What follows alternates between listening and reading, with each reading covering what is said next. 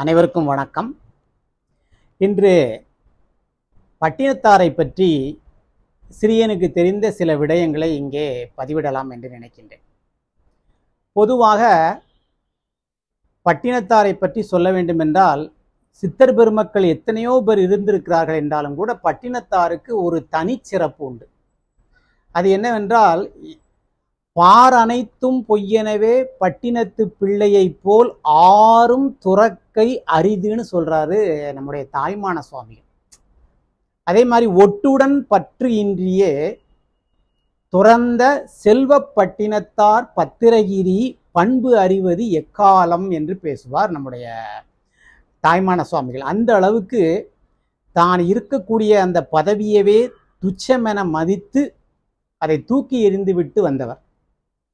ஆனால் பொதுவாக பட்டினத்தாரை பற்றி சொல்லும் பொழுது அவர் பெண்களை ரொம்ப சாடுவார், பெண்களை ரொம்ப திட்டுவார் என்றெல்லாம் சொல்லுவார்கள். ஆனால் உண்மை அதுவல்ல. அவர் எல்லா பெண்களையும் திட்டுவதல்ல.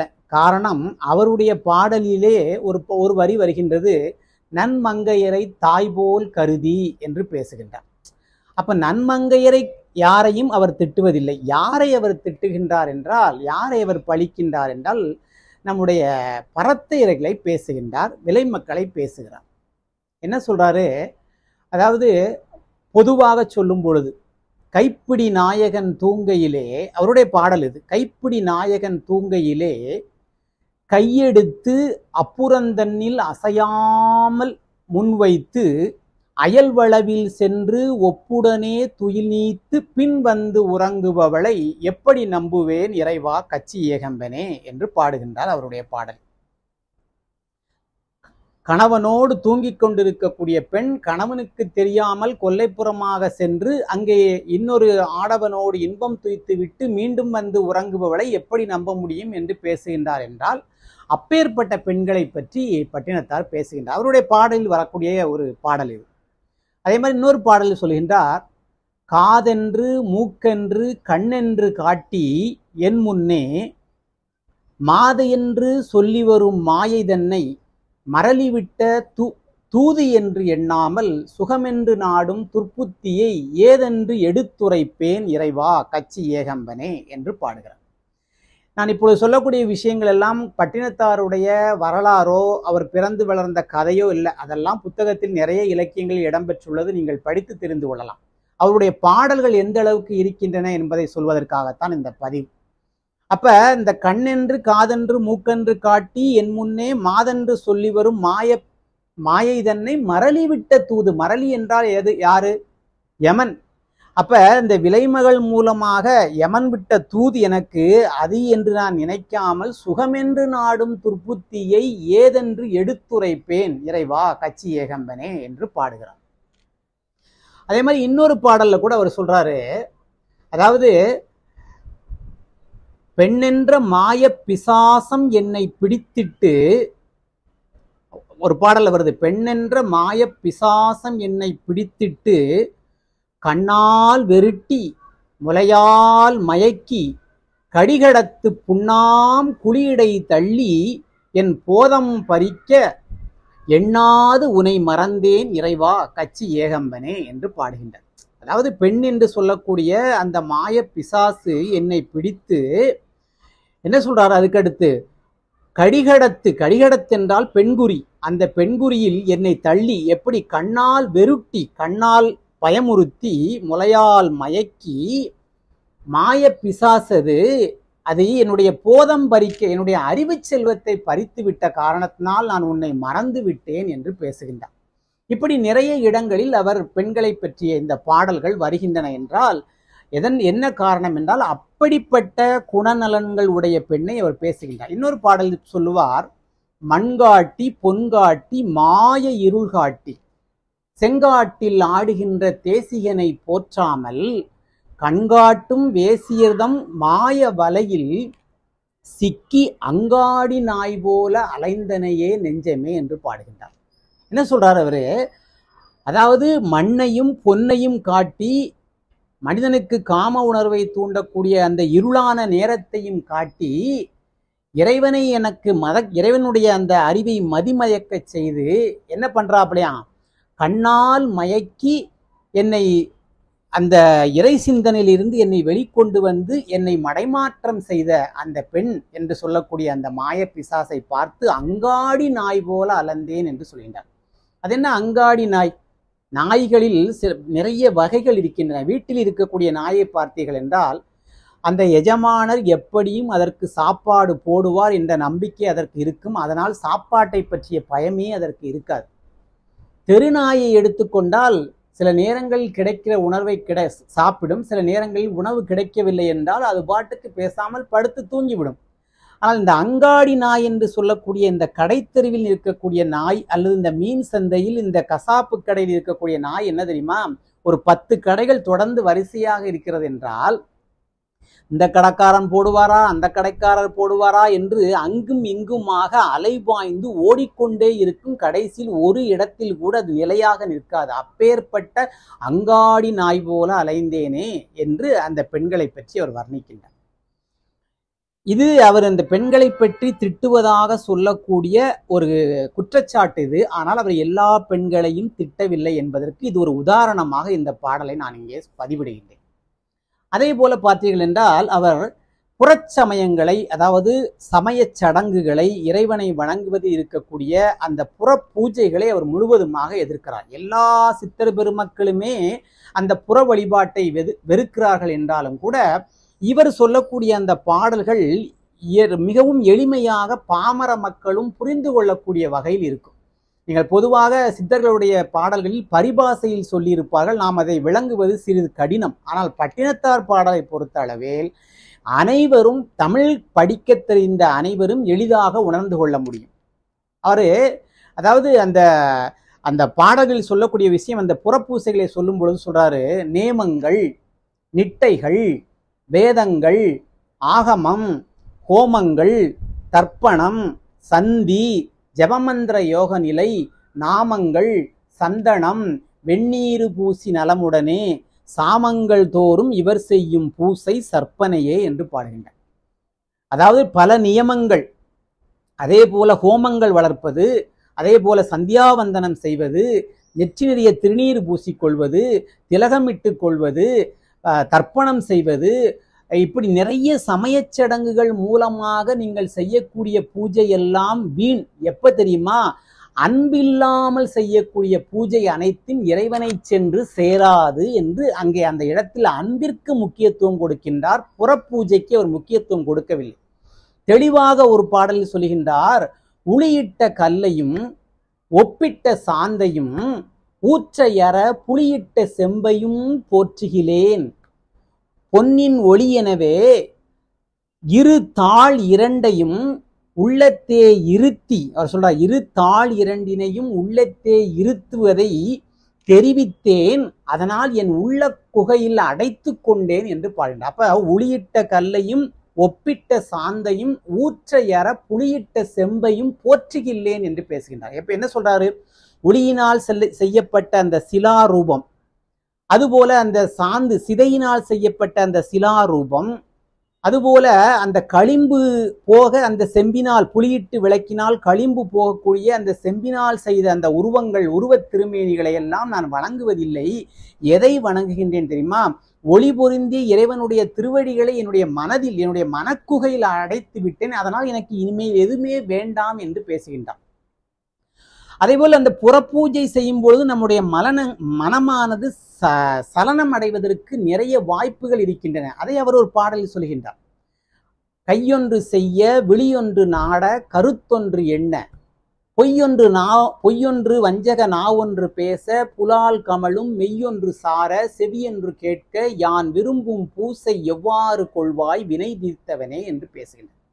இறைவனை வணங்கும் போது அந்த புறப்பூசையில் நம்மை ஈடுபடுத்தி கொண்டு இறைவனை வணங்கும் போது கை ஒன்று இறைவனை வணங்குவதற்கு மலரை எடுத்து அர்ச்சனை செய்கின்றது, கையொன்று செய்ய. ஆனால் விழி ஒரு பக்கம் போகின்றது, காது வேறு யாரோ பேசுவதை கேட்கின்றது. பொய் சொல்லக்கூடிய வஞ்சக நாவு மந்திரம் சொல்கின்றதே தவிர ஆனால் மற்ற நினைப்புகளையும் மனதிற்குள் எண்ணுவதையும் சொல்லுகின்றது தன்னை அறியாமல். இப்படி நாம் பல விதங்களில் இந்த பொறிகளும் ஐம்புலன்களும் அவைகள் செல்லக்கூடிய வழியில் விட்டுவிட்டு நான் செய்யக்கூடிய பூஜை எப்படி இறைவன் ஏற்றுக்கொள்வான் என்று அந்த புறப்பூஜையில் இதெல்லாம் நடைபெறுவதற்கு உண்டான வாய்ப்புகள் இருக்கின்றன என்று புறப்பூஜையை அவர் முழுவதுமாக வெறுக்கின்றார். அப்படி என்றால் எப்படி வணங்க வேண்டும் என்று சொல்லும்போது அவர் சொல்கின்றார், சிந்தனையற்று, பிரியமும் தானற்று, செய்கையற்று, நினைந்ததுமற்று, நினையாததுமற்று, நிற்சிந்தனையாய் தனந்தனியே ஆனந்த நித்திரை தங்குகின்ற வனந்தனில் என்று இருப்பேன் அத்தனே கைலாயத்தானே என்று பாடுகின்றார். சிந்தனை இருக்கக்கூடாது. நான் இறைவனை வணங்குகின்றேன் என்ற சிந்தனையும் இருக்கக்கூடாது. நான் தவத்தில் இருக்கின்றேன் என்ற சிந்தனையும் இருக்கக்கூடாது. சிந்தனையற்று, அதாவது நிற்சிந்தனை, சிந்தனை இல்லாத ஒரு நிற்சிந்தனையாக நான் இருக்கக்கூடிய சூழல் எப்பொழுது வருமோ அதுதான் உண்மையான பக்தி என்று இறைவனை வணங்குவதற்கு நம்மை ஒவ்வொரு படிப்படியாக அந்த யோக நெறிக்குள் புகுத்துவதை அவருடைய பாடல் மூலமாக நம்ம நன்றாக பார்க்க முடியும்.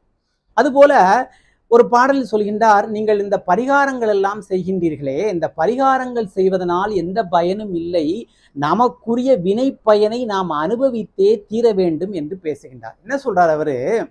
அழுதால் பயன் என்ன, நொந்தால் பயன் என்ன? கேள்வியும் அவரே கேட்கிறார், பதில் சொல்லிவிடுகின்றார். அழுதால் பயன் என்ன, நொந்தால் பயன் என்ன, ஆவதில்லை. தொழுதால் பயன் என்ன, நின்னை ஒருவர் சுட நினைத்த பழுதால் பயன் என்ன, நன்மையும் தீமையும் பங்கையத்தோன் எழுதா படி வருமோ, சலியாது இருமனமே ஏழை நெஞ்சே என்று பாடுகின்றார். இங்க பாரு, உனக்கு ஒரு துன்பம் வருகின்றது என்றால் அதை நீ அழுது அதை உன்னால் தீர்த்து விட முடியாது. இப்படி நமக்கு மட்டும் துன்பம் வருகின்றதே, இந்த பிறவியில் நான் யாருக்கு என்ன செய்தேன், எனக்கு இவ்வளவு பெரிய தீங்கு வருகின்றதே என்று நீ உன்னை நொந்து கொள்வதாலும் அந்த கவலை உன்னை விட்டு தீர்ந்து விடாது. சரி, கோவிலுக்கு சென்று இறைவனிடம் முறையிடுவோம் என்று நினைத்தால் தொழுதால் பயன் என்ன, அதுவும் பயன் இல்லை.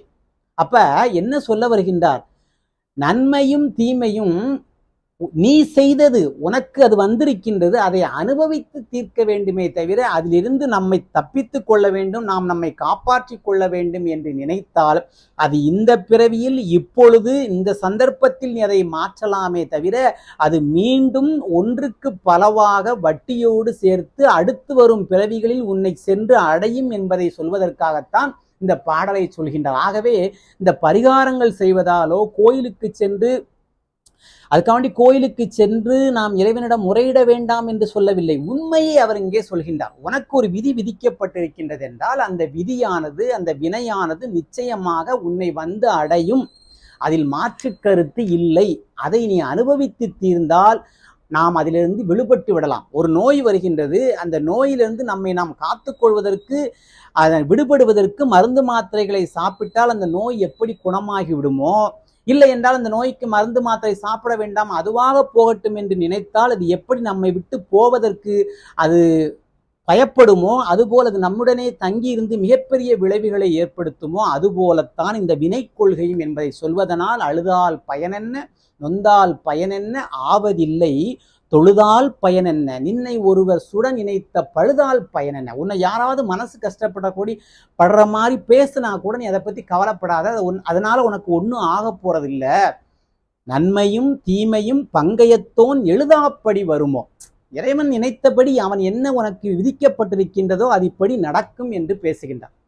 அதே மாதிரி பார்த்தீங்கன்னா அவரு செல்வம் நிலையாமையை பற்றி நிறைய பேசுவார். செல்வம் நிலையாமை, அதாவது அந்த செல்வத்தை பற்றி பேசும்போதே முதல்லே சொல்றாரு, அந்த செல்வத்தை நாம் எப்படியெல்லாம் சம்பாதிக்கிறோம் என்று பேசுகின்றார். நாப்பிளக்க பொய் உரைத்து நவநிதியம் தேடி நலனொன்றும் அறியாத நாரியரை கூடி பூப்பிளக்க வருகின்ற புற்றீசல் போல பொலபொலன கலகலன புதல்வர்களை பெறுவீர், காப்பதற்கும் வகையறியீர், கைவிடவும் மாட்டீர், கவர் பிளந்த மரத்துளையில் கால் நுழைத்து கொண்டே ஆப்பதனை அசைத்துவிட்ட குரங்கதனை போல அகப்பட்டீர், கிடந்து உழல அகப்பட்டீரேங்கிறார். நாக்கே அருந்து போகக்கூடிய அளவுக்கு நாம் பொருளை தேடுகின்றோமா, அந்த பொருளை வைத்து இந்த விஷயங்களை எல்லாம் நாம் பண்ணுகிறோம் என்று சொல்கின்றார். ஆனால் அந்த பொருளானது எப்படிப்பட்ட பொருள்? நிலையற்ற பொருள். அந்த பொருள் கூட எப்படி நமக்கு வந்தது என்றும் சொல்கின்றார். முற்றொடர்பில் செய்த முறைமையால் பெற்ற செல்வம் இற்றை நாள் பெற்றோம் என்று எண்ணாதே ஏழை நெஞ்சே, அற்றவர்க்கு ஈயாமல் அரண்பூசை ஓராமல் கற்றவர்க்கு ஈயாமல் கண்மறந்து விட்டனையே என்று பாடுகின்றார். நீ போன பிறவியில் செய்த நல்வினை பயனின் காரணமாகத்தான் உனக்கு இந்த பிறவியில் செல்வம் உன்னை வந்து அடைந்துள்ளது. நீ இப்பொழுது நமக்கு இறைவன் கொடுத்திருக்கின்றான், நாம் உழைப்பதால் கிடைக்கின்றது என்றெல்லாம் நீ நினைக்காதே.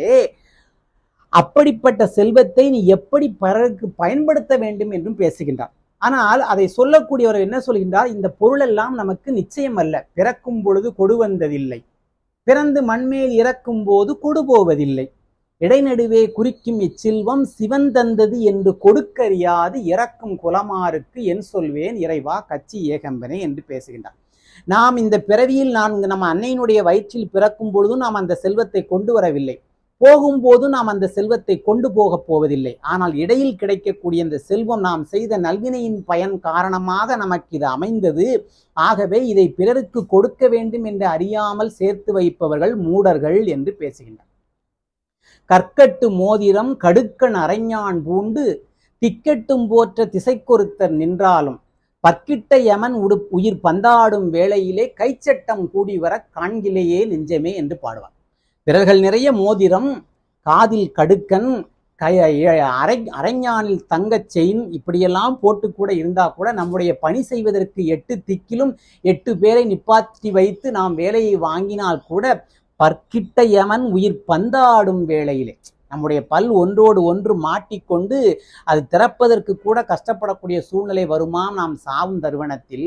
அந்த நேரத்தில் கைச்சட்டம் கூட வர காண்கிலேயே. நாம் கையில் அணியக்கூடிய அந்த உரை, பாதுகாப்பிற்காக அணியக்கூடிய உரை கூட நம்மிடம் வரப்போவதில்லை என்று செல்வத்தினுடைய நிலையாமையை பேசுகின்றார்.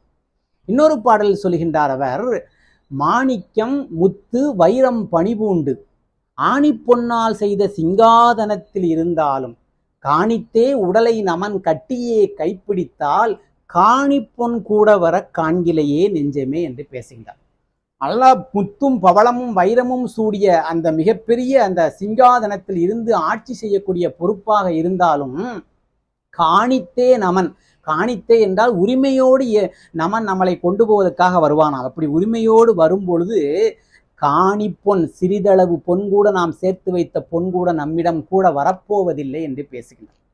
இன்னொரு பாடல் சொல்கின்றார், முடிசார்ந்த மன்னரும் மற்றும் உள்ளோரும் முடிவில் வெந்து ஒரு பிடிசாம்பலாய் ஆவது கண்டும் படிசார்ந்த வாழ்வை நம்பியல்லால் பொன்னின் அம்பலவர் அடிசார்ந்து நாம் உய்ய வேண்டும் என்று அறிவார் இல்லையே என்று பேசுகின்றார். என்ன பேசுறாரு, இந்த உலகத்தில் உள்ள இந்த நாட்டை ஆளுகிற ராஜாவாக இருந்தாலும் சரி, மிகப்பெரிய ஜமீன்தாராக இருந்தாலும் சரி, மிகப்பெரிய செல்வந்தராக இருந்தாலும் சரி, கடைசியில் ஒரு பிடி சாம்பலாய் ஆகப் போகிறார்கள் என்பதை நாம் கண்முன்னாலே பார்த்து கொண்டு இருந்தும் கூட நாம் இறைவனை நாட வேண்டும், இறைவனிடம் சென்று சேர வேண்டும், நாம் எங்கு மூலத்தில் இருந்து வந்தோமோ அந்த மூலத்தில் நம்மை ஒப்படைத்துக் கொள்ள வேண்டும் என்று யாரும் நினைப்பதில்லையே என்று வருந்துகிறார். ஒரு பாடல் சொல்கின்றார், இன்னும் பிறக்க இசைவையோ நெஞ்சமே, மன்னர் இவர் என்று வாழ்ந்தவரை எரிந்த கட்டை மீதினில் இணை கோவணத்தை உரிந்து உருட்டி போட்டது கண்டும் இன்னும் பிறக்க இசைவையோ நெஞ்சமே என்று பாடுகின்றார். இந்த உலகத்தில் நீ இன்னும் பிறக்கதற்கு நீ ஆசைப்படுவியா? மிகப்பெரிய சக்கரவர்த்தியாக இருந்த ஒரு மன்னன் இவர் என்று வாழ்ந்தவரை அவனை தீல போட்டு சுட்டு அவனுடைய கோவணத்தை கூட உருட்டி போட்டதை நீ பார்த்த பிறகுமா, சுடுகாட்டு ஞானத்தை நீ கேட்ட பிறகும் பார்த்த பிறகுமா நீ இன்னும் இந்த உலகத்தில் வாழ வேண்டும், பிறக்க வேண்டும், பொருள் சேர்க்க வேண்டும் என்று எண்ணுகின்றாய் என்று செல்வத்தினுடைய நிலையாமையை பேசுகின்றார். ஒரு இடத்தில் பேசுகின்றார், முழுவதும் யாக்கை நிலையாமையை பற்றி பேசுகின்றார். நீர்க்குமிழியாம் வாழ்வை நிச்சயம் என்றெண்ணி பாக்களவாம் அன்னத்தை பகிர்ந்தழியாமல் போர்க்குள் யமன் உயிர் பந்தாடும் வேளையிலே ஆர்படுவா என்றே அலைந்தனையோ நெஞ்சமே என்று பாடுகின்றார். என்ன சொல்றாரு, நீர்க்குமிழி, நீரின் குமிழி எப்படி விரைவாக உடைந்து விடுமோ அதுபோல நம்முடைய வாழ்க்கை என்று பேசுகின்றார் அந்த யாக்கை நிலையாமையை பற்றி. அவர் சொல்றாரு, அதாவது பருத்தி பொதியினை போல் வயிறு பருக்க தங்கள் துருத்திக்கு அறுசுவை சோறு போடுவார், துறந்தோர் தமக்கு வருந்தி அமுது இட மாட்டார், இவரை இந்த மாநிலத்தில் ஏன் வைத்து கொண்டிருந்தாய் இறைவா கச்சி ஏகம்பன் என்று சில நேரத்துல கோபத்துல பேசுறார். அது அறச்சீற்றம். முனிவர் என்றால், ரிஷிகள் என்றால், சித்தர் என்றால் கோபப்பட மாட்டார்கள். இவருக்கு எப்படி கோபம் வருகின்றது என்றால் அறச்சீற்றம் என்றுதான் இதை சொல்ல வேண்டுமே தவிர அது கோபம் என்று சொல்வதற்கில்லை. அதாவது இவ்வளவு இந்த வயிறு பருக்க தங்கள் பருத்தி பொதி மாதிரி இருக்குதான். அந்த பருத்தி பொதி யாருக்கு போக போதான்? நரிக்கு உணவாக போகக்கூடியது. அப்படிப்பட்ட வயிறுக்கு அறுசுவை உணவு போடுவார்கள், ஆனால் யாருக்கும் உதவ மாட்டார்கள். இவரை ஏன் படைத்தாய் இறைவா என்று இறைவனை பார்த்து கேட்கின்றார். எரி எனக்கென்னும், புழுவோ எனக்கு என்னும், நரிய மண்ணும் எனக்கென்னும், நரி எனக்கென்னும், புன் நாய் எனக்கென்னும், நாரும் இந்த உடலை பிரியமுடன் வளர்த்தேன், இதனால் எனக்கு என்ன பேரு என்று பேசுகின்றார். நம் உடைப்பை பார்த்து நெருப்பு சொல்லுமாம், அது என்னுடையது, அது என்னுடையது, எனக்கு சொந்தமானது என்று எரி சொல்லுமாம். எரி எனக்கென்னும், புழுவு, இந்த மண்ணில் உள்ள புழு, இல்லை இல்லை அது என்னுடைய உடம்பு, எனக்கு சேர வேண்டிய பங்கு என்று அது பேசுமாம். மண்ணு சொல்லுவாம், இல்லை அவன் என்னோடு நிரந்தரமாக தூங்க போகிறவன், எனக்குத்தான் அது சொந்தம் என்று பேசுமாம். நரி சொல்லுமாம், இல்லை நான் சாப்பிடக்கூடிய உணவை எப்படி நீங்கள் பங்கிட்டுக் கொள்ள முடியும், அது எனக்கு சொந்தம் என்று சொல்லுமாம். நாய் எனக்கு சொந்தம் என்று சொல்லுமா. இப்படிப்பட்ட உடம்பையா நான் வளர்த்தேன் என்று பேசுகின்றார். ஊற்றை சரீரத்தை, ஆபாச கொட்டிலை, ஊன் பொதிந்த பீற்றல் துருத்தியை, சோரிடும் தோல்பையை, காற்றில் பொதிந்த நிலையற்ற பாண்டத்தை காதல் செய்தே ஏற்றி திரிந்து விட்டேன் இறைவா கச்சி ஏகம்பனே என்று பாடுகின்றார். ஊற்றை சரீரம், இது சிறிது நாள், ஆனால் இறந்த பிறகு ஒரு குறிப்பிட்ட நேரத்திற்குள் அதை எடுக்கவில்லை என்றால் அது அழுகிவிடும். அப்பேற்பட்ட தன்மை உடைய ஊற்றை சரீரம், ஆபாச கொட்டில், பல ஒதுக்கிடங்களுக்கு இடமாக இருக்கக்கூடியது, பீற்றல் துருத்தி, 9 துளைகளோடு கூடிய துருத்தி, இதை பார்த்து கொண்டா நீ இருக்கின்றாய் என்று பேசிவிட்டு சொல்கின்றார் இன்னொரு பாடலில். அதாவது இன்னும் பிறக்க இசைவையோ நெஞ்சமே, வீடு இருக்க வாயில் மனை இருக்க, சொப்பனம்போல் விக்கி பல் கிட்ட கண் மெத்த பஞ்சிட்டு அப்பை கக்கி செத்து கொட்ட கண்டு என்று பேசுகின்றார். அதாவது வீடு இருக்கு, வாசல் இருக்கு, செல்வம் எல்லாம் இருக்கு, ஆனா சொப்பன மாதிரி பல்லு ரெண்டும் கட்டிக்குமா, வாயிலிருந்தும் மூக்கிலிருந்தும் கோளை ஒழுகுமாம். அப்ப என்ன, விக்கி பல் கிட்ட கண் மெத்த பஞ்சட்டு இட்டு அப்பை கட்டி செத்து கொட்ட கண்டுங்கிறார். அப்ப கண் பஞ்சு அடைஞ்சிரும், கண்ணிலிருந்து நீர் வடியும், மூக்கிலிருந்து நீர் வடியும், வாயிலிருந்து நீர் வடியும். இப்படிப்பட்ட இந்த உடம்பை, செத்துப்போன உடம்பை தூக்கி வைத்து பறை கொட்டுவதை பார்த்த பிறகுமான் இந்த வாழ்வை நிலை என்று நினைத்து கொண்டிருக்கின்றா என்று பேசுகிறார். 9 வாய் தோல்பைக்கு ஒரு நாளைப் போலவே அன்பு வைத்தே நெஞ்சே அலைந்தனையே, வன்கழுக்கள் தத்தி தத்தி சட்டை தட்டி கட்டி பிட்டு கத்தி குத்தி திண்ண கண்டு என்று பாடுகின்றார். 9 ஓட்டைகளுடன் கூடிய இந்த உடம்பு எப்படிப்பட்டதாம்?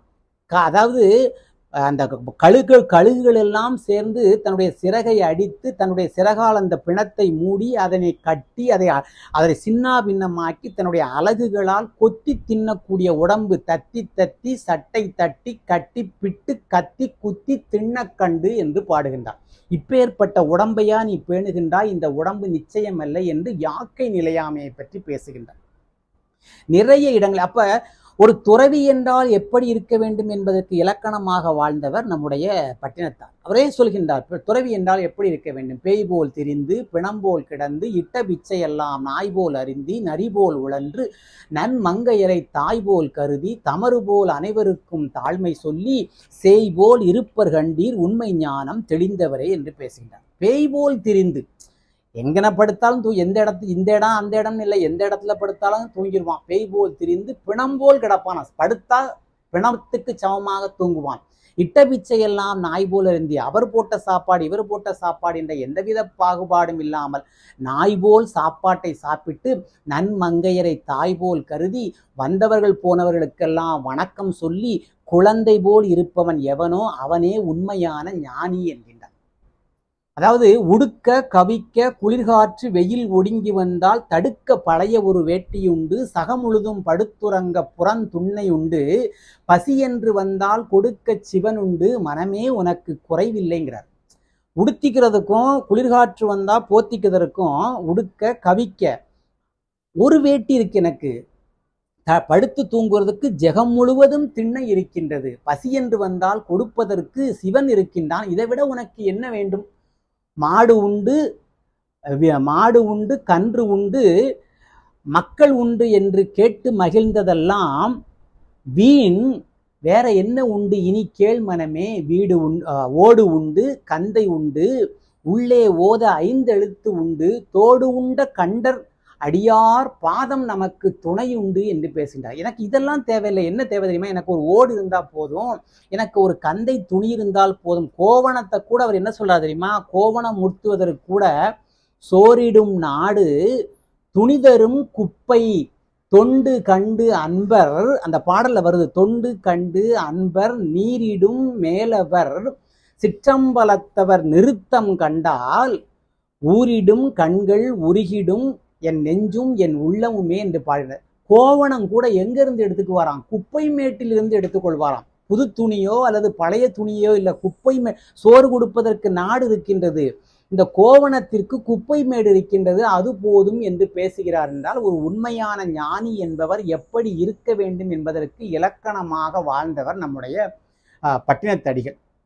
பட்டினத்தடியுடைய பாடல்கள் அனைத்துமே அதாவது சமுதாய சிந்தனையோடு கூடிய வாழ்க்கை. இந்த வாழ்க்கை என்பது நிஜமற்றது, இது நிலையானது அல்ல, இருப்பது பொய், போவது மெய் என்று எண்ணி நெஞ்சே யாருக்கும் தீங்கினை உண்ணாதே. பருத்த தொந்தி நமதென்று நாம் இருப்ப வன் கழுக்கள் நாய் நரி பேய் கழுகு தமதென்று தாம் இருக்கும் என்று பேசுகின்றார். போவது மெய், இருக்கிறது தான் பொய். அதனால இந்த தொந்தி நம்முடையது, இந்த உடம்பு நம்முடையது நினைச்சிட்டு இருக்கோம். ஆனா கழுகும் நாயும் பேயும் அது என்னுடையது என்று சொல்லி கொண்டிருக்கின்றதே. அப்படி இருக்கக்கூடியதை நீ எப்படி நம்பிக்கொண்டிருக்கின்றாய்? ஆகவே நீ என்ன செய்ய வேண்டும் என்று சொல்கின்றார் என்றால் கடைசியில் பிறவாமல் இருக்க வரம் பெறல் வேண்டும். சரி, பிறந்து விட்டால் இறவாதிருக்க மருந்துண்டுகான். அது எப்படியோ? அது எப்படி? பிறந்து விட்டா இறந்துதானே ஆகணும். அவரே சொல்றாரு, பிறந்தன இறக்கும், இறந்தன பிறக்கும், உணர்ந்தன பிரியும், பிரிந்தன புணரும், மறைந்தன தோன்றும், தோன்றின மறையும் என்று சொன்னவர் சொல்கின்றார் பிறவாதிருக்க வரம் பெறல் வேண்டும். சரி, எப்படி? பிறந்தாச்ச, இனிமே அப்ப இறவாதிருக்க மருந்துண்டுகான். இறக்காம இருக்கணும். நம்ம செத்து போறதுக்காக பிறக்கிறோம், இறக்காம இருக்கணும். அப்ப என்ன செய்யணும்? இறக்காம இருக்கிறதுக்கு மருந்து உண்டுகான் என்றால் மீண்டும் பிறவாமல் இருக்க வேண்டும். அப்ப மீண்டும் பிறவாமல் இருப்பதற்கு என்னது? மருந்து இருக்கிறது. என்ன மருந்து? இறவாது இருக்க மருந்துண்டுகான். அது எப்படியோ? அறமார் புகழ்தில்லை அம்பலவாணர் அடிக்கமலம் மறவாது இரு மனமே, இதுகான் நன்மருந்து உனக்கே என்று நாம் பிறவாமல் இருப்பதற்குரிய நல்ல மருந்தை நமக்கு சொல்கின்றார். என்ன மருந்து? இறைவனுடைய பாதகமலங்களை சரணடைந்தால் அது நம்மை பிறவா நிலைக்கு கொண்டு போய் சேர்க்கும் என்று பேசுகின்றார். இந்த உலகத்தில் பிறவி எடுத்ததனுடைய பயனே இறைவனை சென்று அடைவதுதான். அழகாக விவேக சிந்தாமணியில் பாடல் வரும், எய்தற்கரிய யாக்கை தனக்கு எய்திற்றென்றால் அதனை கொண்டு செய்தற்கரிய அறங்கள் பல செய்து துயர்கூர் பிறவியில் நின்று உய்தற்கு உரிமை பெற எண்ணாதோன் உடம்பு பொற்களத்தில் பெய்தற்கு அரிய பால் கமரில் பெய்தற்கு ஒப்பாகும். அதாவது பொன்னால் செய்யப்பட்ட பாத்திரத்தில் வைத்து பாதுகாக்கப்பட வேண்டிய பாலானது புல்லில் சிந்தினால் எப்படி வீணாக போய்விடுமோ அதுபோல இந்த யாக்கை எடுத்ததனுடைய நோக்கம் மூலத்தை சென்று அடைவது. அப்படி இல்லை என்றால் யாக்கை வீண் என்று பேசுவதை போல இங்கே பட்டினத்தார் அழகாக நாம் எல்லாம் அதை இளமை நிலையாமை, யாக்கை நிலையாமை, செல்வம் நிலையாமை, இந்த உடல் நிலையாமை அனைத்தையும் பேசியவர் கடைசி சொல்கின்றார் எது நிலையானது என்றால் இறைவனுடைய திருவடி தாமரைகள் நிலையானது. ஆகவே அவற்றை நீ பற்றிக்கொள். அப்படி பற்றி கொண்டால் நீ மீண்டும் பிறவாமல் இருக்க. அவரே பேசுறாரு, பிறந்த அழுத்தேன் நான், பெற்று அழுத்தாள் தாயார், மாதா உடல் சலித்தாள், வல்வினையேன் கால் சலித்தேன், வேதாவும் கை சலித்து விட்டான், நாதா இருப்பையூர் வாழ் சிவனே, இன்னும் ஓர் அன்னை கருப்பை ஊர் வாராமல் கா என்று பேசுகின்றான். அம்மா என்னை பெத்து பெத்து பெத்து சலிச்சு போயிட்டா, பிரம்மன் என்னை படைத்து படைத்து அவனும் சலிச்சு போயிட்டான். அப்ப என்னன்னா மாதா நான் இன்னொரு தாயின் கருப்பையில் புகாமல் இருக்க வேண்டும் என்று பேசுகின்றார். பெற்றழுத்தாள் தாயார், பிறந்தழுத்தேன் நானும், ஊரார் அழுது அழுத்தார், உறவின் முறையர் சுட்டு அழுத்தார், உரமுண்ட அக்கினியும் சுட்டழுத்தான், உந்தன் பொற்றுணைத்தாள் தந்து புகழருள்வாய் பூரணமே என்று பேசுறான். அம்மா பெத்து அழுத்து போயிட்டாங்க, இறைவன் படைத்து அழுத்து போயிட்டான், உறவின் முறையினரும் அழுதழுது அழுத்து போய்விட்டார்கள், அக்கினி பகவானும் என்னை சுட்டு அழுத்து விட்டான். ஆகவே இன்னும் என்ன அந்த இடத்துக்கு கொண்டு போகாமல் சேரு என்கிறார். அப்ப என்ன செய்யணுங்கிறதுக்கு சொல்றாரு, காலன் வரும் முன்னே, கண் பஞ்சை அடையும் முன்னே, பால் உன் கடவாய் படும் முன்னே, மேல் விழுந்து ஊரார் அழுமுன்னே உற்றார் சுடுமுன்னே குற்றாலத்தானையே கூறு என்று பேசுகின்றார். அப்ப நம்ம ஊரெல்லாம் சேர்ந்து நமக்கு வாயில் பால் விடுவதற்கு முன்பாக இட்ட பால் தன்னுடைய கடைவாய் வழியாக வெளியே போகாமல் காலன் நம்மை கவர்ந்து கொண்டு செல்வதற்கு முன்னாக என்ன செய்ய வேண்டும்? குற்றாலத்தானே, குற்றமற்ற இறைவனாக இருக்கக்கூடிய அந்த பரம்பொருளை நீ நாடினால் நீ பிறவாமல் இருக்கலாம், நீ இறவாமல் இருக்கலாம், அந்த பிறவிச் சேற்றிலிருந்து உன்னை மீட்டுக் கொள்ளலாம் என்று பேசுகின்றார். அவரே இதெல்லாம் கஷ்டம் தான். அவரே பேசுகிறார். மண்ணாசை பட்டேனே, மண்ணாசை பட்டேனே, மண்ணுண்டு போட்டதடா மண்ணாசை பொன்னாசை போகேனே என்கிறே, மக்கள் சுற்றத்த ஆசை அது மறக்கேனே என்கிறே, திக்கரசாம் ஆசை அது தீரேனே என்கிறே, மந்திரத்தில் ஆசை அது மறக்கேனே என்கிறே, சுந்தரத்தில் ஆசை அது துளையேனே என்கிறே, வித்தைகர் கல்விகர்க்கும் ஆசை அது கரையேனே என்கிறே, சித்துகர்க்கும் ஆசை அது சிதையேனே என்கிறே, கட்டுவர்க்க ஆசை அது களலேனே என்கிறே, செட்டுதனில் ஆசை அது சிதையேனே என்கிறே, வயிற்று குழியும் அது தூரேனே என்கிறேன். என்னுடைய வயிற்று பசியும் தூர மாட்டேங்குது. நான் என்ன போட்டாலும் கேட்டுக்கிட்டே இருக்கப்பா, சாப்பிட்டுக்கிட்டே இருக்கிறேன், நான் என்ன செய்ய?